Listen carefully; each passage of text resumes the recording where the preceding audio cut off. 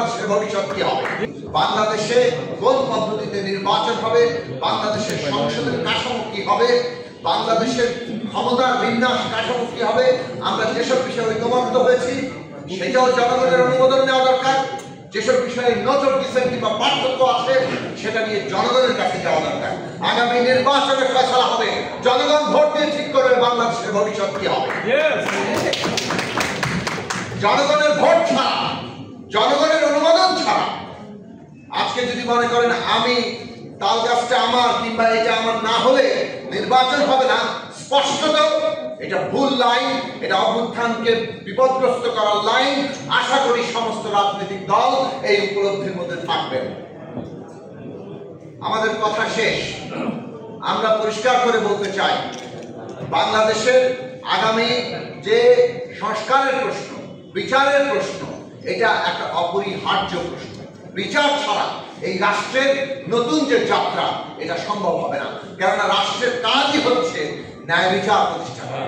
রাষ্ট্র জনগণকে ঐক্যবদ্ধ করে তার সমস্ত নানা রকম দ্বন্দ্ব পার্থক্য ইত্যাদি সহজ সে জনগণের মধ্যে এইসব দ্বন্দ্ব পার্থক্যগুলোর মীমাংসা করে তাকে ঐক্যবদ্ধ রাখার চেষ্টা করে, এবং সেটা করে সে আইনের মাধ্যমে, এবং সেই আইনের উপর দাঁড়িয়ে সে ন্যায় বিচার দিতে পারে বলে এই ঐক্য সে সফল হয়। যখন সে ন্যায় বিচার দিতে ব্যর্থ হয় তখন তার রাষ্ট্র নিজেই একটা নিপীড়নের প্রতিষ্ঠানে পরিণত হয়, যেমনটা শেখ হাসিনা করেছিলেন। তার পরিণতি কি হয়েছে আমরা সবাই দেখেছি। কাজে এই রাষ্ট্র ন্যায় বিচার দিয়ে বাংলাদেশে আগামী দিনে তার নতুন যাত্রাকে নিশ্চিত করবে, সেটা আমরা চাই। আমরা যেসব সংস্কারের প্রশ্ন আমরা তুলেছি, এই দেশের রাষ্ট্রের গণতান্ত্রিক রূপান্তর, সংস্কার, নতুন রাজনৈতিক বন্দোবস্ত, এই গণতন্ত্র মঞ্চের দলগুলো তুলেছে। এটা মনে রাখা দরকার, এটা ইতিহাস হিসাবে সত্য।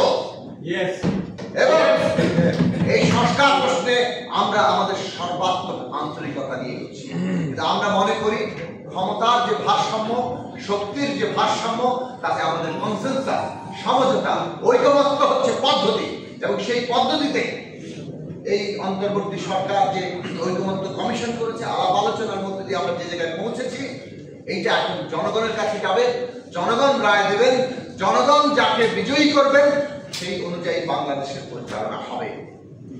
আর সেই কারণে সংস্কার সম্পন্ন করার জন্য আমরা নির্বাচনের কথা বলি। বিচার, সংস্কার, নির্বাচন এই মুহূর্তে বাংলাদেশের প্রধান জাতীয় স্বার্থ, এবং এই স্বার্থকে ক্ষতিগ্রস্ত করা একটা আত্মঘাতী অবস্থানের সামিল। কাজেই প্রত্যেকের এই উপলব্ধি থাকা দরকার যে আমরা বাংলাদেশকে যাতে বিপদগ্রস্ত না করি। নির্বাচনের তারিখ ঘোষিত হয়েছে, মধ্য ফেব্রুয়ারির মধ্যে নির্বাচন হতে হবে। বাংলাদেশের নির্বাচনকে ক্ষতিগ্রস্ত করার কোনো তৎপরতা এই দেশের জনগণ মেনে নেবে না। জনগণের মধ্যে নির্বাচনের মধ্যে দিয়ে আমরা সংস্কার সম্পন্ন করতে পারি এবং বিচার প্রক্রিয়া এগিয়ে নিতে পারি। আজকে অনেকেই বলছেন যেন নির্বাচন হলে বিচার আর বন্ধ হয়ে যাবে এবং সংস্কার হলে আর হবে না। এটা অত্যন্ত একটা মিথ্যা প্রচারণা। বাংলাদেশে আগামী দিনে যারাই রাষ্ট্র পরিচালনার দায়িত্ব পান, কেউ যদি বিচার এবং সংস্কারের প্রশ্নে কোন রকম আপোষ কিংবা বেইমানি করে, বাংলাদেশের জনগণ তাদের ক্ষমতায় থাকতে দেবে না। এইটা আমাদের পরিষ্কার করে মনে রাখা দরকার, এবং সেই লক্ষ্যে গণতন্ত্র মঞ্চ অঙ্গীকারবদ্ধ। গণতন্ত্র মঞ্চ সেই কাজ করবে এবং এই বিচার, সংস্কার, নির্বাচনের মধ্য দিয়ে বাংলাদেশের গণতান্ত্রিক উত্তরণকে সম্পন্ন করবে।